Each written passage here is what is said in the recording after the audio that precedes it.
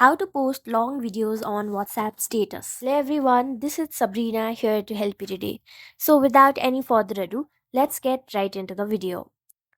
So first, go to your WhatsApp and then tap on updates.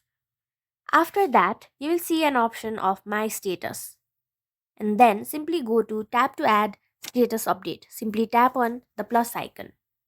Now your gallery will load. After that, simply select the video that you want to post in your WhatsApp status.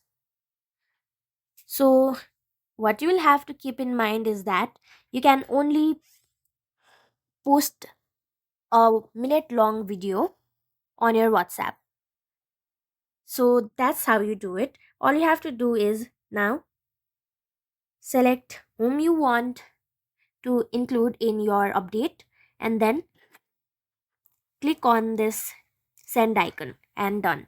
So thank you for watching this video. Make sure to like, share and subscribe to our YouTube channel. If you got any questions, comment them down and I'll catch you in the next one.